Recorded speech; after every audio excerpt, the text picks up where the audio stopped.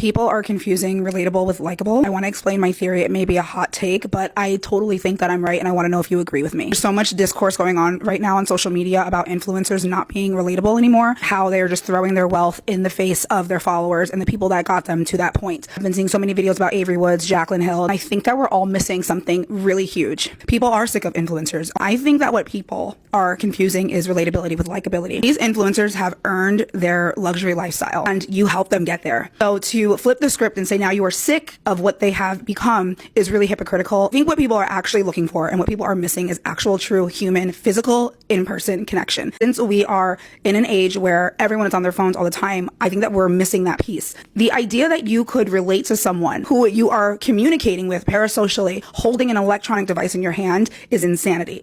We're actually yearning for is that human connection that we don't have anymore because of our addictions to the phones and the doom scrolling. So we drum up these relationships with these people that we don't know and expect them to produce content in a way that makes us feel like they are our friends. They are not our friends. We do not know them. Furthermore, a lot of people have criticized creators that used to have a 9-to-5 and then they quit their 9-to-5 because they're getting brand deals, and suddenly the comment section turns into, oh, you're going to be boring, you're going to be this, you're going to be that. If you followed someone because they had a 9-to-5 and you thought that was the only thing that was going to be able to keep you satisfied as to relating to them, that's also ignorant. If you have a 9-to-5 and a creator has a 9-to-5, your fundamental brain creativity is completely different, because you go to your 9-to-5 and you go to your 9-to-5. They go to their 9-to-5 and they think about camera angles, posting times, hashtag strategies, captions. That is completely different. If you followed someone because they're a mom and you're a mom and they're in their 30s and you're in their 30s, that's still not enough. Their content is going to evolve. They're a mom and they're also thinking, again, camera angles, posting time, strategy, what can I show, what can I show? And putting it out there on the internet takes a completely different type of headspace than someone who is also a mom who is not producing content. It also opens you up to a level of scrutiny that requires a creator and an influencer to insulate themselves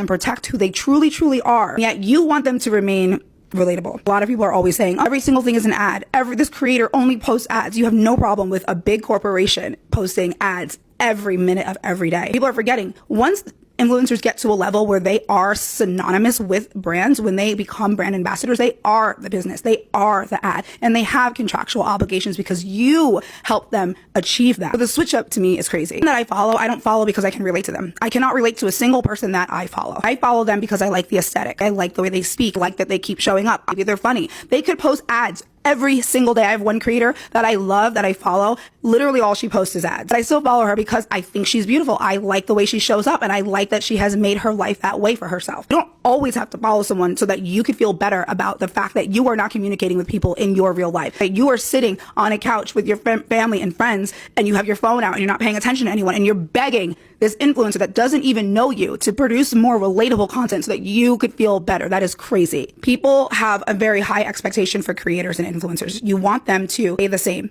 You want them to be in a niche. You want to know what you're getting when you click on their channel. And sometimes people cannot operate that way. What I think people actually want is aspirational relatability. People always say, oh, I just want authenticity and relatability. There are so many people on these apps that produce content every day that are not aesthetic, that go to the gym and they show their Pilates class and they don't have perfectly lasered underarms, that don't have perfectly beautiful remodeled kitchens, that don't have the best lighting, that don't know how to wipe their screen, aren't a size 2, that may have just had children but didn't snap back, that don't use a robotic voice, and yet you don't watch them because you don't want to be like them. And that is the truth. You want someone who is a mom like you, but maybe she's skinnier than you, or maybe she's taller than you, or maybe she gets Botox and you don't get Botox, or maybe her house is nicer than your house, but you can relate to her because she's a mom, so you see yourself a little bit in her. Meanwhile, the creator with 5,000 followers who is like exactly like you, lives in the same town as you, goes to the same coffee shops, posts, and you don't want to watch their content because that person you don't think is better than you in some way. So to go into these creators who have worked so hard to produce and show up every day for strangers who will eventually hate you, you to switch and flip the script on them when they do make it,